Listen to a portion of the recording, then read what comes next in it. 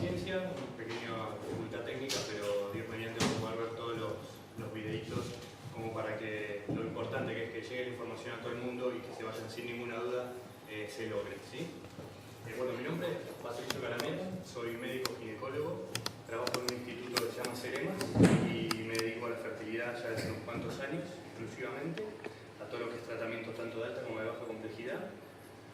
Y bueno, me pidieron hoy que les venga a hablar un poquitito de cómo son las técnicas de reproducción asistida y dentro de ellas voy a referirme con mayor detalle al in vitro, ¿sí? Al famoso in vitro que tan mencionado hoy día es a raíz de esta nueva ley, ¿sí? Bueno, primero me gustaría dar algunas definiciones, ¿no? Por ejemplo, ¿qué es la esterilidad? ¿No? ¿Qué es esa enfermedad que nos lleva a estos tratamientos? ¿Sí? La mayoría de las sociedades científicas dice que lo define como cuando no se logra el embarazo, luego transcurrido 12 meses de intento sin usar ningún tipo de método anticonceptivo. La Organización Mundial de la Salud lo que hace es extender este límite hacia los 24 meses, ¿sí? Y ahora en la siguiente les explico por qué. Vean que un poco más del 97% de las parejas, luego de los primeros 24 meses de intento, logran el embarazo. Pero las sociedades científicas se quedan dentro del primer año porque en realidad consigue un poquitito más del 92%, ya lo consigue dentro del primer año. Con lo cual se dicen, ¿vale la pena esperar todo un año más por ese tan bajo porcentaje de diferencia? Entonces ahí es donde decimos nosotros, bueno, vamos adelante y empecemos a investigar, empecemos a pedir estudios y a ver qué es lo que puede estar pasando. 15% de las parejas en edad reproductiva lo pueden sufrir y puede ser tanto primaria como secundaria si han logrado en algún momento un embarazo, por más que no haya llegado a término, o nunca han quedado embarazadas. Siguiente, por favor. Bueno, las causas se reparten bastante parejitas, ¿sí? Tenemos un 30% de causas femeninas, un 30% de causas masculinas, otro 30% donde la causa es mixta, ¿sí? Hay un poquitito acá, un poquitito allá, que termina siendo mucho y que la pareja no pueda tener un embarazo. Y un pequeño 10% que se engloba bajo las siglas de ESCA, que sería esterilidad sin causa aparente, ¿sí? Son esas parejas en donde luego de investigar y de pedir toda la rutina básica no encontramos una causa evidente y grosera en donde pueda haber alguna falla. Siguiente, por favor. Bueno, aquí nos metemos entonces en lo que son las técnicas de reproducción asistida, que se dividen en baja complejidad y en alta complejidad. Las de baja complejidad incluyen la RSP o relaciones sexuales programadas, las inseminaciones, la H de homólogo con semen de la pareja, o las inseminaciones con la D, que es semen de donante, cuando no hay espermatozoides. Y tenemos la de alta complejidad, que es a lo que me quiero referir, que es la famosa FIV. FIV son las siglas de fertilización in vitro. ¿Y qué quiere decir esto? Que el espermatozoide y el ovocito se van a unir para formar el embrión in vitro, o sea, fuera del útero materno. Si no sería in vivo. Esto requiere un medio especial, con unos medios de cultivo y un ambiente con unos gases especiales que tienen unas estufas que están preparadas para darle para garantizar el mejor desarrollo al embrión. Y bueno, desde ya en la alta complejidad se incluye la ovoración, que en realidad es un in vitro, pero con gametas donados, o sea, con ovocitos donados. Siguiente, por favor. Y bueno, ¿cuáles son las indicaciones? ¿Cuándo yo le voy a decir a una pareja, bueno, chicos, tenemos que hacer un in vitro? Por ejemplo, cuando hay un factor masculino de moderado a severo. ¿Qué significa esto? Que los espermatozoides sean pocos, que se muevan mal, que no tengan esa capacidad de nadar lo suficiente como para llegar por el tracto reproductor femenino y encontrarse con el ovocito, o que tengan la forma alterada. Todas esas son posibles causas dentro del factor masculino que pueden llevarnos a nosotros a indicar un tratamiento de alta complejidad. La obstrucción tubaria bilateral desde ya, porque in vivo el ovocito y el espermatozoide se juntan en la trompa, ¿sí? Un área anatómica del útero, que ahora la vamos a ver en unas fotitos. Esto se da en el tercio distal de la trompa y los primeros días de vida del embrión se dan en la trompa hasta que más o menos al día quinto cae a la cavidad en donde debería implantarse. Si las trompas están obstruidas, desde ya nunca se van a hacer amigos el espermatozoide y el ovocito. La famosa esterilidad sin causa aparente, ¿sí? Hay veces que no tenemos todas las respuestas y no encontramos esa causa evidente que nos lleva a indicar un tratamiento. Entonces, solemos empezar en ese momento con técnicas de baja complejidad. Pero si no tenemos la causa y tenemos fallas reiteradas de tratamientos de baja complejidad, y bueno, accedemos a algo de mayor complejidad, ¿sí? Otra causa es la baja reserva ovárica, que es ese punto de inflexión en la vida reproductiva de la mujer, cuando los ovocitos ya empiezan a caer en su cantidad y en su calidad. Nos llevan a tratar de asegurarle al paciente un éxito con la técnica. Entonces, a veces preferimos no perder el tiempo e ir hacia una técnica de alta complejidad en pos de que, si el tiempo pasa, la edad biológica de la mujer sigue su curso, ¿sí? Y se va acabando. Y bueno, y para tener un diagnóstico vamos a tener que estudiar al paciente, ¿sí? Y vamos a pedirle todo lo que es básico.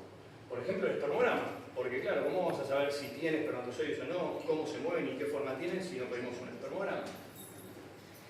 El cultivo de flujo nos sirve muchísimo, sobre todo por eso lo pongo junto con la famosa histerosalpingografía, que es tan odiada, ¿no? Que yo no sé si alguno acá que pasó por la experiencia, es un poquitito traumática. No es para tanto, pero es un poquitito molesta. Lo que hacemos es obviamente pedir un cultivo de flujo, o sea, ver si hay algunos bichitos que en el cuello del útero viven felizmente, ¿sí? No generan flujo, no generan fiebre, no generan ningún tipo de malestar, dolencia ni molestia, pero viven ahí. Y cuando nosotros tenemos que hacer la histerosalpingografía, esta palabra difícil, o radiografía de útero, tenemos que colocar un liquidito que pasa por el cuello del útero. Y si los arrastramos, podemos llevarlos hacia áreas en donde sí puedan ser perjudiciales, ¿sí? Ni hablar de las ecografías, sobre todo la ecografía basal, esa en los primeros días del ciclo, en donde hacemos un recuento de los folículos. Miramos los ovarios detenidamente y buscamos si hay folículos y los contamos y anotamos, nos da un parámetro de la reserva ovárica, junto con el estudio hormonal, que es esa rutina que siempre pedimos entre el tercer y quinto día del ciclo, que se saque en sangre, que es un estado basal, en donde nos basamos nosotros para ver cómo está y para evaluar esa reserva ovárica. Siguiente, por favor. Bueno, y vamos a ver ahora cómo hacemos con el primer videito, que es un poco la famosa histerosalpingografía, ¿sí? Me gustaría que se lleven la idea de cómo es.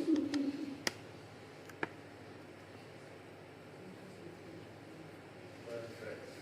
Bueno, aquí nos vamos a meter en el cuello del útero. Primero, obviamente, colocamos un espéculo, ¿sí? Y nos vamos a meter en el cuello del útero para dejar pasaje a una sustancia de contraste. Esta sustancia de contraste, acá vemos cómo se ingresa, ¿sí? Previa colocación de espéculo, ahí se puede ver abajo en el lateral, cómo se ingresa y se coloca. Esto lo que va a hacer es darnos la vía de ingreso al útero para colocar esta sustancia de contraste, ¿sí? Y eso va a llenar el útero, y vemos ahí la placa abajo cómo se va llenando. Es un estudio dinámico donde nosotros tenemos que mirar cómo se va llenando y cómo se depresiona. Vemos cómo sale por las trompas hacia los laterales y vemos cómo cae en la cavidad peritoneal, o sea, en la panza. Entonces ahí podemos decir si las trompas están permeables y no hay ninguna patología. Y también podemos ver, según cómo se llenó el útero, si hay alguna patología anatómica dentro del útero que tengamos que ir a resolver. Por ejemplo, un pólipo, un mioma, cuando se pegan las paredes del útero. A veces, si una paciente tuvo abortos y le realizaron algún legrado o tuvo un DIU colocado durante mucho tiempo, eso genera una reacción de cicatriz en donde se pueden pegar las paredes y eso tendríamos que ir a buscarlo para solucionarlo. Bien, vamos a seguir. Sí. Pero está bien porque por lo menos se va viendo. ¿Hasta acá alguna pregunta? ¿Van entendiendo? ¿Voy muy rápido? ¿Se entiende, verdad? Bueno, perfecto. Entonces, ¿qué es lo que hacemos una vez que ya sabemos cómo está el útero y ya hicimos todos los estudios complementarios que nos van a indicar un ICSI? Bueno, definirlo, ¿no? ¿Qué es el ICSI? Son las siglas de inyección intracitoplasmática del espermatozoide en el ovocito. Esto que parece un trabalengua sería agarrar el espermatozoide y directamente nosotros, mediante esta técnica, introducirlo dentro del ovocito para fertilizarlo, ¿sí? Y para hacer esta técnica, obviamente, tenemos que obtener los espermatozoides y obtener los ovocitos. Todos saben que los espermatozoides son muy fáciles de conseguir, pero los ovocitos cuestan un poco más. Y para eso tenemos que hacer una estimulación de los ovarios, ¿sí? Y esto, que es un poco complejo, capaz que marea, es una suerte de ayuda de memoria para mí para explicarles cómo son estos protocolos que usamos para estimular los ovarios. Este es el famoso protocolo con antagonista de GnRH, que no me voy a meter en mucho detalle, es el más usado en la actualidad. Para empezar con esto, en el ciclo anterior tratamos de regularizar los ciclos, ¿sí?, con unos medicamentos, pueden ser anticonceptivos, ¿sí?, que se toman desde el día 1 de la menstruación, o el Primolud, que son gestágenos que se toman desde el día 16 del ciclo. Esto nos va a ayudar a acomodar los ciclos y a regularizar a los pacientes, y así poder saber bien cuándo vamos a empezar con la estimulación de los ovarios. ¿Qué consiste en unas vacunitas, que son unos pinchacitos que no duelen nada, que se dan en el rollito de la panza, con lo cual vamos aplicando esas medicaciones que van a estimular los ovarios para que crezcan los folículos, ¿sí? El seguimiento de esto se hace, bueno, a partir de la menstruación, cada tantos días vamos haciendo seguimiento con ecografías y con una hormona en sangre que se llama estradiol. Y así vamos viendo cómo avanza esa estimulación. Y cuando los folículos tienen el tamaño adecuado, entonces decimos, bueno, hemos llegado al punto que queríamos. Damos una última medicación que los madura y los prepara para que nosotros después los recuperemos. Siguiente, por favor. Bueno, y ahora lo que quería mostrarles era justamente esto, el proceso de la aspiración folicular, ¿sí? Este es un momento que para esto pedimos siempre un laboratorio prequirúrgico, porque si no es una cirugía, se hace en un quirófano y con una narcolepsia, una sedación, es una suerte de analgesia en donde duermen un poquitito para que no les duela y no sientan nada. Y ahí vemos cómo el traductor es igual que una ecografía vaginal, en donde el mismo traductor transvaginal se le acopla una aguja por una guía y se pasa a través de la vagina, y con la agujita que está en la guía se va a pinchar a través del fondo de la vagina el ovario, como vemos en esta imagen, en búsqueda del folículo. El folículo es lo grande. Cada folículo tiene un ovocito. Nosotros queremos ese ovocito, que lo aspiramos junto con el líquido folicular y va por el sistema de aspiración a unos tubitos. Esto se lo damos a la gente del laboratorio y ellos nos recuperan de todo ese líquido folicular el ovocito que es lo que necesitamos. Así sucesivamente, ¿no? Vamos de a uno a la vez y nos llevamos todos los folículos, ¿sí? Muy bien. Seguido de esto, en realidad les quería mostrar cómo lo hacemos nosotros, que tenía un videito muy cortito para que lo vean cómo es en vivo y en directo, porque todo es una cosa esquemática. Este es nuestro sistema de aspiración y ahí vemos la jeringuita con el tubito en donde vamos a recuperar ese líquido folicular que está conectado con los tubos en la aguja. Sí.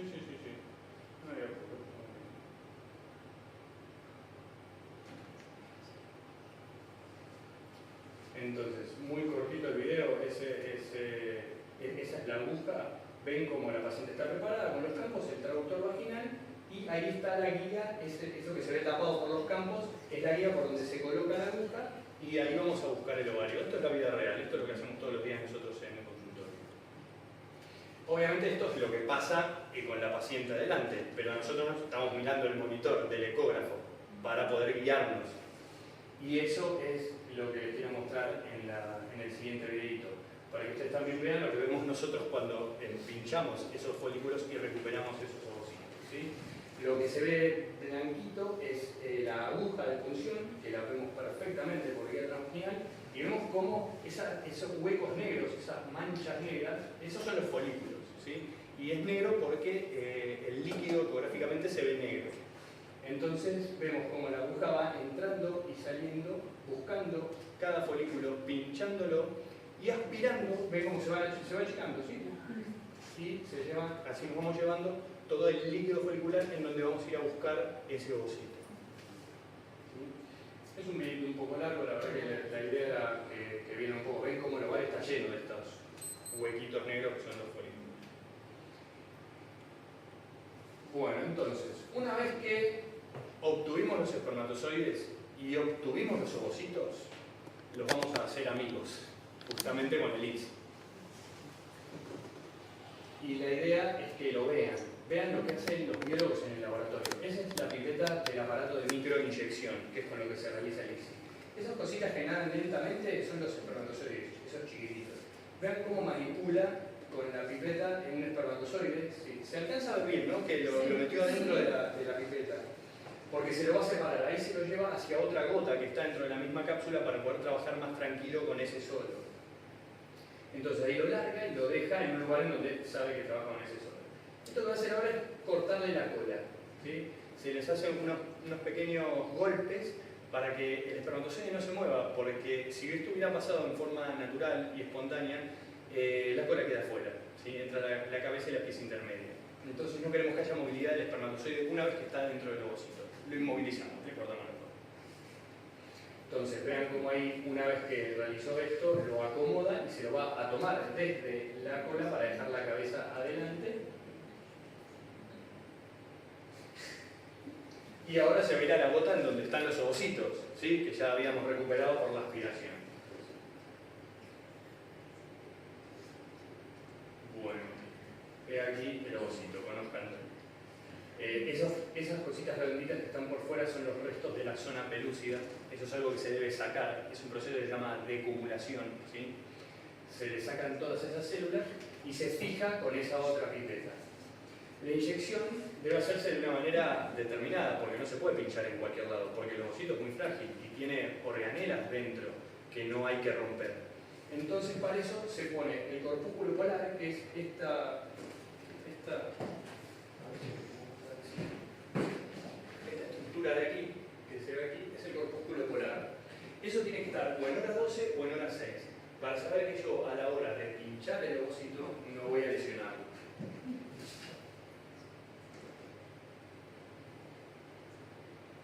Ven cómo va acercando el espermatozoide lo más que pueda de la punta antes de terminar de hacer la inyección, ¿sí? Lo acercó lo más que pudo y ahora sí, ejerce la presión, bastante resistencia, ¿eh? Eso es normal, eso es como debe ser. Entonces, una vez que va bien hasta el fondo, termina de depositar el espermatozoide y se retira.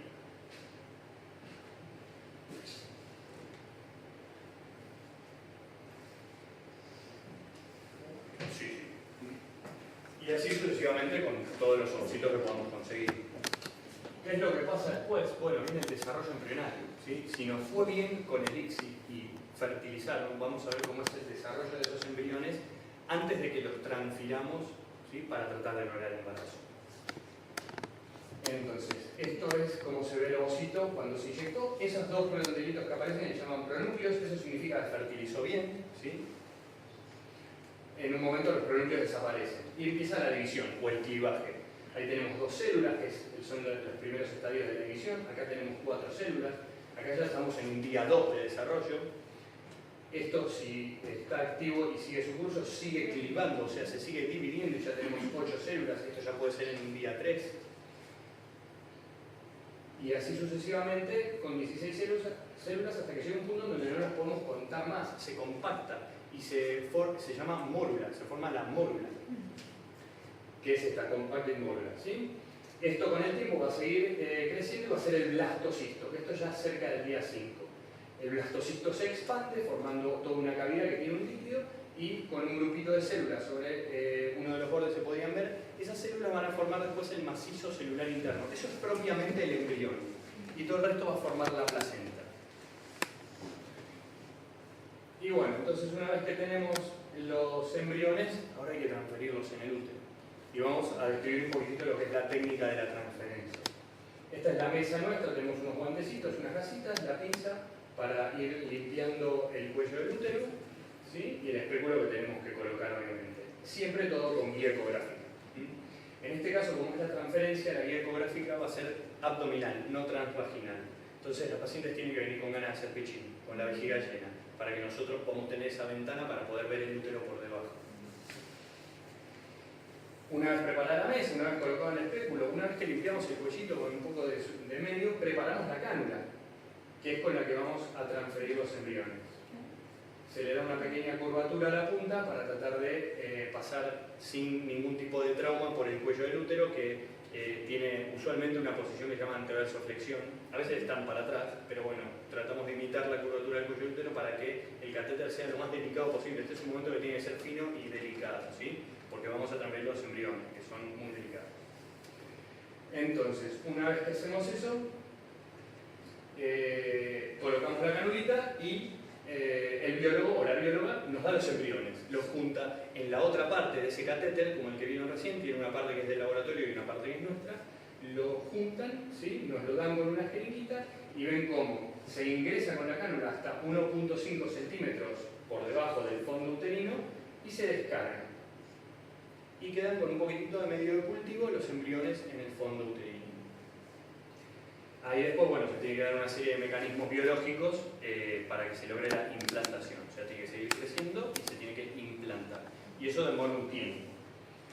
Los cuidados posteriores a una transferencia son, siempre indicamos unas 48 horas de un reposo en casa. No es absoluto en cama, pero la verdad que cuanto menos esfuerzo y más tranquila puedas estar, por lo menos por 48 horas sería lo mejor.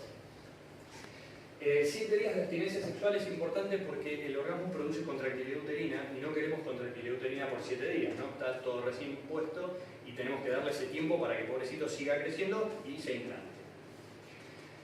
Y con esto que podemos continuar, porque no se los dije antes, siempre se empieza, desde el día que aspiramos los folículos, se empieza con progesterona por vía vaginal, para imitar lo que sería el ciclo normal de la mujer. Nosotros le dimos una medicación con estos pinchacitos que generaron toda la primera mitad del ciclo, pero vamos a ayudar y a darle un soporte a esa segunda fase que es de progesterona, y eso se hace con unos ovulitos de progesterona, mínimamente hasta el día del test de embarazo.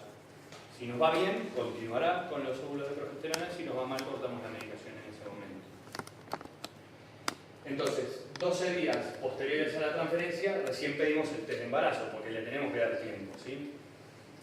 Y ese test de embarazo lo pedimos cuantitativo, o sea, que le saquen sangre, no el test de la farmacia, que le saquen sangre y que me den un número si es positivo. ¿Por qué? Porque ese número 48 horas más tarde lo tengo que repetir, si es positivo, ¿verdad? Y mínimamente para yo saber que las cosas están andando bien, tiene que duplicar su valor. Entonces, si eso fue así y duplica el valor, 2 semanas después le pedimos la ecografía transvaginal en donde vamos a ir a buscar el embrión con el latido fetal. Cuando tenemos embrión y latido fetal, descorchamos el champán, le avisamos a la familia, a los amigos, a los parientes, a todo el mundo. Hasta ese momento nosotros siempre recomendamos un poquitito de cautela, porque claro, hay que tener paciencia, hay que darle ese tiempo y lo único que se puede hacer es esperar. ¿Sí? Bueno, nada, muchas gracias por su atención y estoy a disposición total de todas sus preguntas, que creo que es lo más interesante de esta charla. ¿Les gustó? ¿Entendieron? ¿Fue claro? ¿Qué pasaría con la modificación del artículo 19? Bueno, qué buena pregunta, ¿no? Estamos informadísimos para un sábado de la tarde, mucho internet. Bueno, la verdad que no, estamos en un momento un poco álgido de la ley y de la medicina reproductiva. No soy un experto, la verdad, no estoy 100% informado del tema, pero yo sé que esto está cambiando día a día. Se está revisando ahora todo el Código Civil, se está revisando la reglamentación.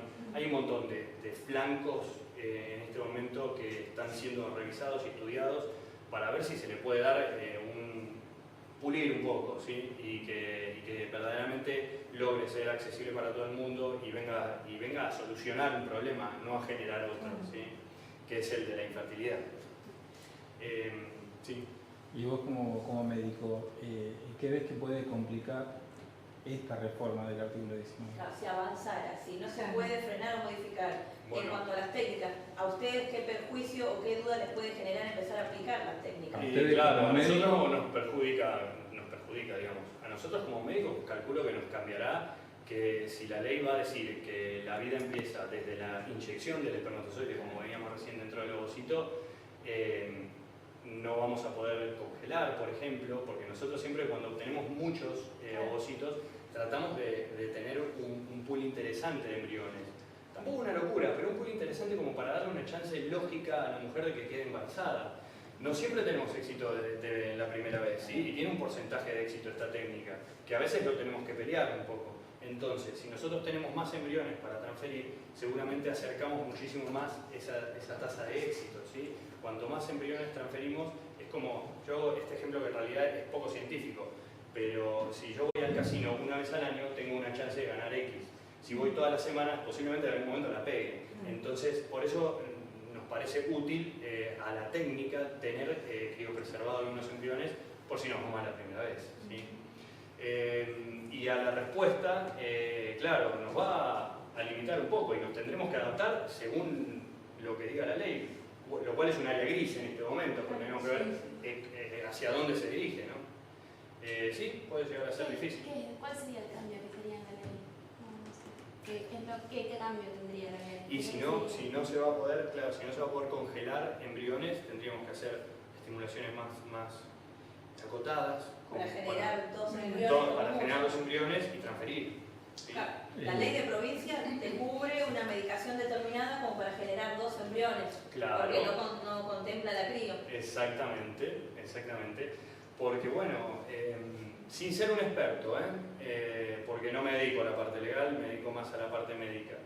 Pero es verdad que sí, te dan poca medicación y no nos da esa chance. Y si queremos que, a ver, a nosotros lo que nos importa es el embarazo, ¿sí? Que el paciente se vaya feliz a su casa con su niño en brazos. Entonces todas esas cosas son como palos en la rueda que van dificultando, ¿sí? Que se haga bien y se desarrolle bien. Una pregunta, porque yendo a otro tema, ¿qué pasa con el reloj biológico femenino y con la criopreservación de óvulos? Bueno, ¿Cómo se maneja eso en los centros? Es una pregunta excelente porque es ese punto de inflexión en la vida reproductiva y en la medicina reproductiva. Desde hace rato sabemos que las chicas son jóvenes hasta los 50 y muchos años, pero los ovarios trabajan como hace 500. Entonces a veces son un poco cretinos, ¿sí? Y nos dejan pagando. Nosotros sabemos que la reserva ovárica, o sea, eso que es la cantidad y calidad de esos folículos, va decreciendo en el tiempo. Y cuando las chicas son muy jovencitas, tienen 18, 19, 20, 25, están allá arriba, tienen muchos, entonces hay. Un buen día cumplen 30 años y eso, así como quien no quiere la cosa, lentamente empieza a caer. ¿Y cuándo se nos prende la primera alarma? A los 35 años, ¿sí? Y 35 años, son muy jóvenes las chicas hoy a los 35 años y a veces no están del todo informadas para saber que en ese momento ya algo que venía cayendo lentamente puede empezar a ser un poquitito más comprometido. ¿Y cuándo se prende la segunda alarma? A los 37 años. Ahí entramos en un área entre los 37 y los 40 y pocos, en donde la reserva ovárica va a ir cayendo a un ritmo mucho más acelerado. A veces dejándonos sin la posibilidad de estimular. De hecho, tenemos un programa de ovodonación que es bastante grande y por eso tenemos muchas pacientes, porque a veces la falta de información, el acceder tarde al especialista en reproducción, van de un ginecólogo a otro y esto es algo que es relativamente nuevo y si no se maneja bien, claro, no se puede dar esa información a la gente. Por eso como por otras causas, ¿no? Porque la reserva ovárica puede bajar porque, bueno, tuvo un cáncer y le dieron quimioterapia y la quimioterapia, pobre, le afectó los ovarios, o porque la famosa cirugía por el quiste de endometriosis, que las cirugías reiteradas van sacando los quistes, pero siempre se llevan un poquitito de corteza ovárica y eso va reduciendo de a poquito la reserva, ¿sí? Entonces todas esas cosas son muy importantes y son importantes para decidir la técnica y para hablarle al paciente con la verdad sobre el pronóstico y decirle, miren que por esta causa estamos más o menos en este porcentaje de éxito, como para que antes de embarcarse en algo que lleva tantas emociones y demás, sepan en dónde están parados y a qué atenerse. Tengo una pregunta con respecto a las técnicas de baja complejidad. Ustedes han mencionado una que viene con esperma de donante. Sí. ¿No? ¿Tenés idea cómo funcionan los centros de bancos de esperma y demás? Por ejemplo, yo me preguntaba, a veces, por ejemplo, si uno toma una muestra de un banco de esperma y si eso se puede, por ejemplo, si vos más adelante querés tener otro embarazo de la misma muestra o cómo se manejan. Las muestras tienen un código. Claro, si vos, el plan era tener una familia grande y ya que tuvieron que, por la causa que sea, acceder al semen de donante, se puede pedir y reservar. Entonces, te reservan muestras del mismo donante que tiene el mismo código para vos, o para futuros intentos, si no quedas embarazada en la primera, o para el hermanito posteriormente. ¿Sí? Sí, es de amplio uso. Y hay gente que, bueno, no le importa y no le interesa, lo toma con la naturalidad de decir, bueno, estoy adoptando la parte que me falta. Así como hay gente que tiene que acceder a la adopción, lo toma con esa naturaleza y dice, bueno, o tanto ovocitos como espermatozoides, nada, los adopto y la otra mitad será de mi pareja. ¿Los óvulos donados también se pueden preservar así como el espermatozoide? No, es un poquitito más difícil. Hay hoy día con los avances técnicos del laboratorio, lo que se llama vitrificación, se están intentando con bastante éxito en el mundo entero, aquí también, tener bancos de ovocitos. Pero es un poco difícil, no es tan sencillo.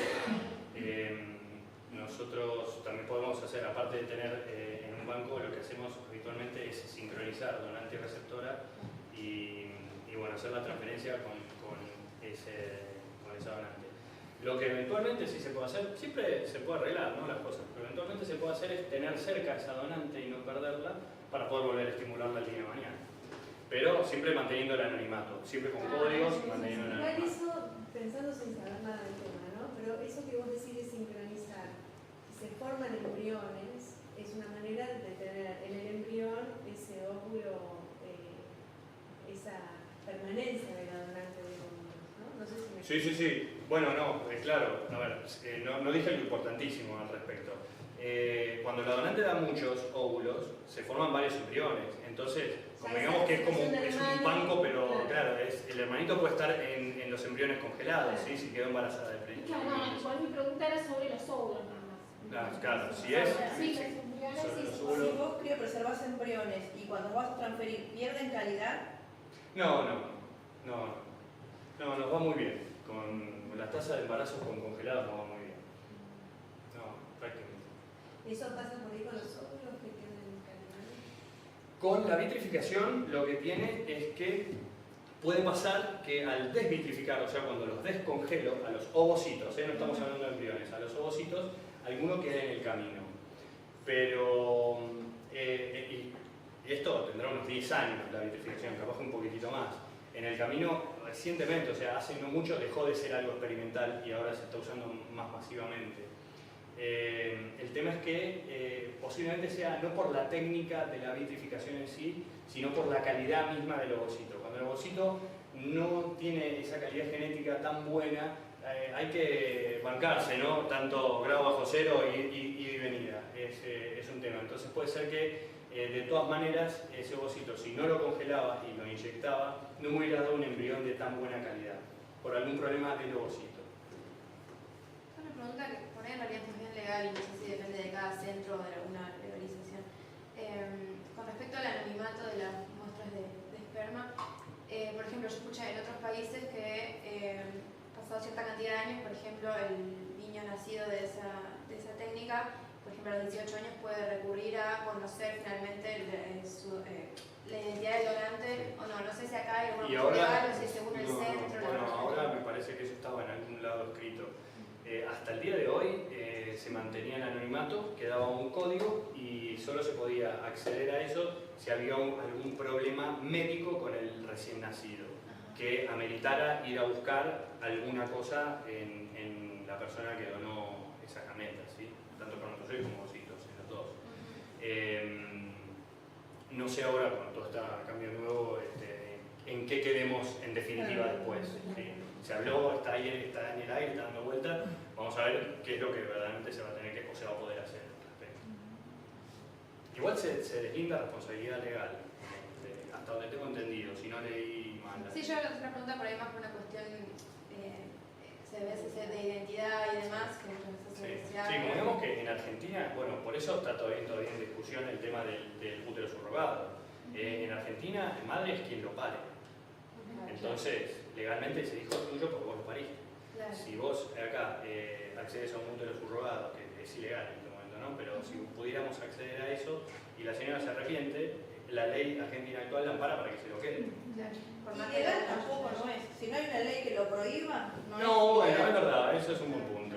Que ese es el... Claro, no está regulado, Y no porque está regulado, acá las abogadas acá tienen muchos casos así, que se hicieron y lo que sí se judicializa es cómo Claro. registrar o de quién es la criatura. Claro. pero en sí, si no hay una ley que lo prohíba, no está prohibido. Totalmente, totalmente. Hay que hilar fino, hay que sacarle punta al lápiz y poner bien y decir bien qué es lo que es y cómo.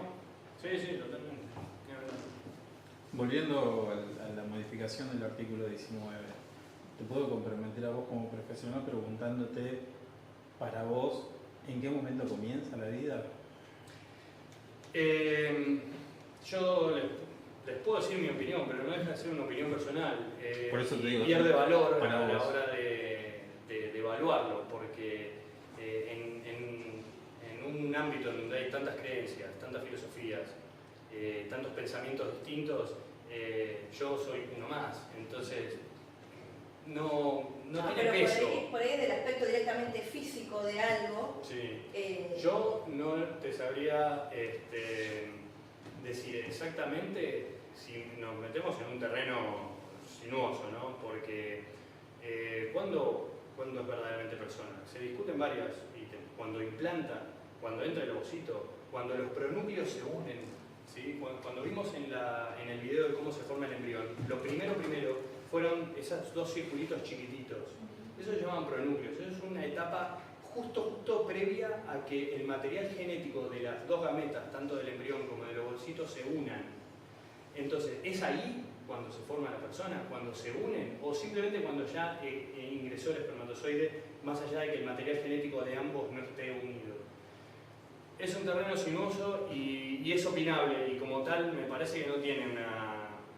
Como viste que muchos dicen que es a partir de que hay alguna actividad neuronal, otros Sí, dicen sí. Respecto a la modificación del Código Civil, actualmente, la ley que, no sé si lo sabes, pero la ley que dice que cuándo comienza la vida, actualmente antes de que se haga esta modificación que todavía no se hizo, que eso es, legalmente desde dónde se supone que hay, No, o no está establecido. Sí, no, si te digo te miento, la verdad. No, que ahora no no está está establecido. honestamente No, es que nunca se pudo tener. Está siempre como Cada debate, vez que se habla no- del tema, queda empieza ganado. esta cosa sin Siempre Sí, se entendió sí, como que de es el manera área más natural. candente, digamos, porque vieron que... Sí, el peso de la hora del religión. amor. Claro. Es difícil. Claro, son temas muy difíciles. Va de bioética. Sí, ahí claro, las creencias personales toman mucho peso. Y en realidad yo creo que... Les voy a decir una opinión mía. No vine a decir opiniones mías, pero no estamos inventando nada. Esto se hace en el mundo hace 2000 años. Hay que levantar un poco la cabeza y mirar, porque ya está legislado, regulado y hecho en muchísimos países, tanto de América del Norte como de Europa. Entonces es cuestión de leer y bueno, y tomar lo bueno de cada cosa y sentarse a discutirlo para armarlo, pero no es que estamos descubriendo América con esto. O sea, ya hay gente que lo hace en el mundo y desde hace muchísimos años. Entonces, me parece que por ahí estaría un poquitito la respuesta. Sí, por ahí también la cuestión es evaluar cuáles son los fines, ¿no? Y cuáles son las objeciones, digo. Porque, a ver, ¿a qué fines sirven estas técnicas? Y si en realidad las objeciones tienen que ver más con cuestiones de creencias o morales y demás, digo, si no hay un fin o hay algo que decís, bueno, esto es negativo porque tiene esta mala consecuencia, lo que pasa es que me parece que hay muchas cosas en juego y... Desde ya, todo esto nace desde... Yo, claro, les vengo a hablar de medicina. Todo esto nace desde el punto de vista médico. Claro. Acá hay una pareja y hay unos pacientes que tienen un problema. ¿Y qué hacemos los médicos? Investigamos, estudiamos, desarrollamos en pos de resolver un problema de salud. Cuando la Organización Mundial de la Salud dice que la esterilidad es una patología, entonces más justificado aún que se trate de dar a todo el mundo, porque no deja de ser un problema. Pero siempre desde el punto de vista de que tenemos una pareja detrás y unos pacientes y hay un proyecto de formar una familia, de ser padres, ¿sí? Y que por causas biológicas no pueden lograrlo. Si nos metemos en toda la parte filosófica, bueno, ya entramos en el terreno opinable. Bueno, gracias. La verdad que muy interesante. ¿Sí? Muy lindo este grupo que han armado. Muy interesante, así que espero que funcione mejor. La verdad, espero que sigan creciendo. Una Sí. consulta, ¿a qué función cumple el estradiol en el tratamiento de pseudodonación? El estradiol, las pastillitas de estradiol hacen No crecer sé el cómo sí, es. sí. En la receptora. En la receptora, sí, El sí. tratamiento de pseudodonación, Sí. según tengo menopausia. Sí, Y bueno, tengo esta medicación a tomar. a tomar. Usamos Ronfase, que es la marca comercial. Ese es estradiol, básicamente. Lo podemos por parches o por vía oral. Esto tiene como objetivo hacer crecer el endometrio, que es la capa que recubre el útero por dentro, ¿sí? Es lo que producen tus ovarios habitualmente y que lo hacen crecer todos los meses para que después, cuando se forma, bueno, en la mitad del ciclo se ovula, se forma el cuerpo lúteo, se secreta progesterona y si no hay embarazo, entonces todos esos niveles hormonales caen y viene la menstruación. Emula esa primera parte en donde el endometrio crece, ¿sí? Y lo vemos ecográficamente, el espesor y las características, para saber cuándo está listo y preparado para nosotros poder después transferir los embriones. Tengo una pregunta, ¿viste el esquemita que habías puesto del como el tratamiento de hormonas previo al Sí, sí. a extraer los Sí. ovocitos? En los casos de baja complejidad, es como que también se aplica esa parte, pero no se extraen, sería nada más que no se extraen los óvulos, digamos. Es in vivo, exacto. Claro, no pero es sí in se vitro. hace lo del tratamiento de las hormonas. Con las hormonas, con menos dosis, porque como no vamos a tener ese control de cuántos ovocitos y cuántos embriones se van a formar, se dan menos dosis en pos de que el ovario se estimule, pero genere 2, 3 folículos, no más. Porque cuando hacemos la descarga de la ovulación también con otra vacunita, se rompen todos y se liberan todos esos ovocitos. Entonces existe el riesgo de embarazo múltiple. Claro, nosotros habíamos hablado, la ginecóloga nos explicaba que se va chequeando cuántos ovocitos son. Claro, claro. Para evitar eso, y si hay demasiado, se cancela Se cancela el ciclo, ovulación y totalmente. se toma Sí, el sí, otro sí. ciclo de Sí, sí, nunca hacemos una descarga de ovulación sin hacer una ecografía primero, en donde vemos cuántos hay y de qué tamaño. Porque, ¿Y cuánto claro, es el parámetro como para decir que es demasiado y paremos o eso sirve? y 4 o 5 ya es un número como En baja como complejidad, para, ¿no? baja complejidad, sí, como para, ojo, hay que medirlo, ¿sí? Porque también es verdad que es en función de los tamaños. Los folículos tienen que tener cierto tamaño para que nos den un ovocito maduro, ¿sí? Siempre Si son muy tienen- chiquitos, capaz que no son ¿Siempre maduros. tienen un ovocito los folículos o pueden estar vacíos? Los ovocitos siempre tienen un folículo. Lo que puede no pasar es que no venga cuando uno los recupera, porque cuando son muy maduros quedan pegados a las paredes de los mismos.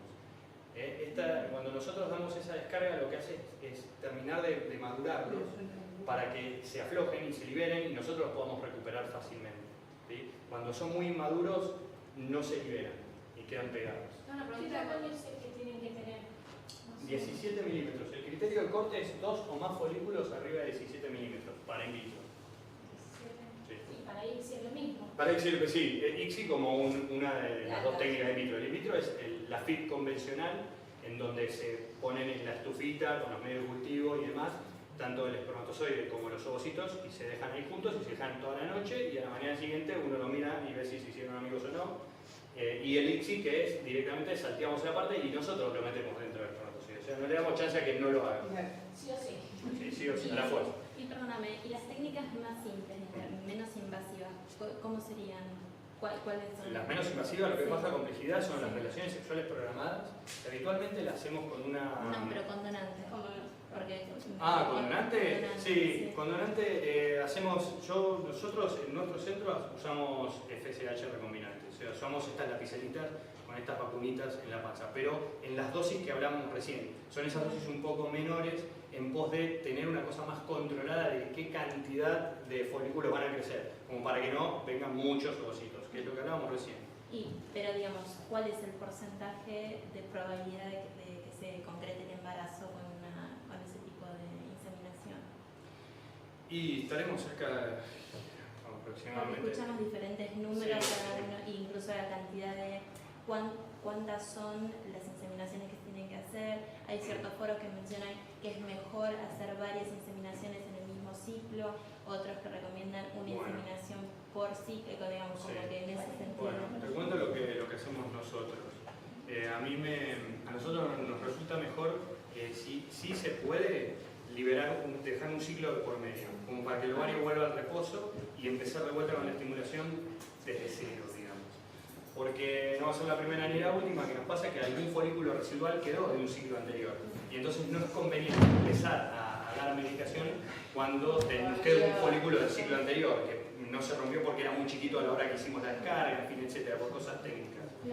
En cuanto al número, no nos ensañamos con una técnica, ¿sí? Si vemos que no camina, pasamos a otra técnica. Por lo general, y yo creo que cerca de un 80 o capaz un poco más por ciento de las mujeres que acceden a las inseminaciones que se van a embarazar con la inseminación lo hacen dentro de los primeros 3 o 4 intentos.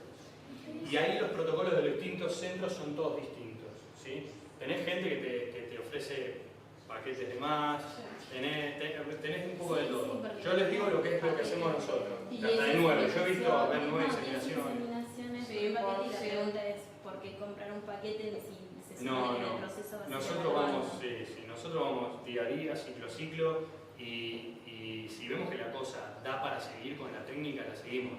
Si antes nos damos cuenta de que, porque, a ver, cuando uno estimula los ovarios, no solo hace tratamiento, hace diagnóstico, porque todo lo que es básico tampoco me dice del todo cómo va a responder el ovario cuando yo le doy medicación, y eso lo veo cuando le doy la medicación.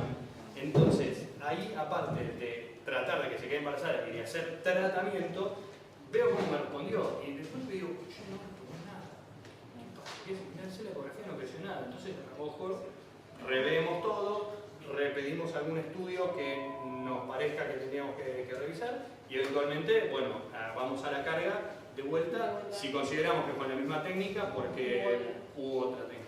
Y ahora tengo una consulta, ¿ustedes también tienen bancos de espermas o eso? No, trabajamos con, nosotros tenemos, hacemos un programa grande de ovodonación, pero pues, trabajamos con un banco externo, uno de los más conocidos de Argentina. Y ahora con respecto a lo que es la ley de fertilización, o sea, lo que es la parte con las obras sociales, ¿eso se está implementando o todavía no? Y está un poco difícil. Las obras sociales en este momento están haciendo contratos y arreglando cosas, pero se están, como la ley deja algunas áreas grises y todo es plata, ¿vale? Sí.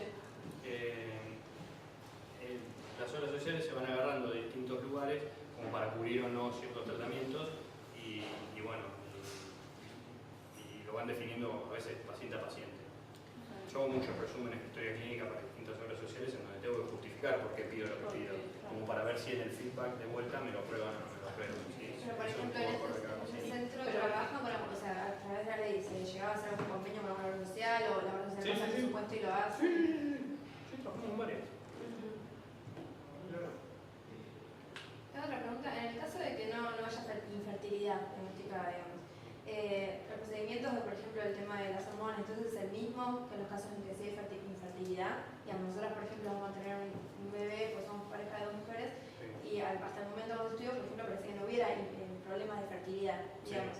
Entonces, estos tratamientos previos a la inseminación se hace de la misma manera. Se estudia, se estudia. Se estudia porque que capaz que no lo sabía. Por ejemplo, la administración de hormonas ya para favorecer el tema de los óvulos y la edad sigue siendo. Claro. Ya, cada pareja es un mundo. Yo les tengo que hacer una historia clínica minuciosa en donde les tengo que preguntar todos sus antecedentes. No, yo me refiero a los estudios, Sí. Me refiero a esto previo a la inseminación que se administran la sí. favorecer la ovulación. Claro. Sí.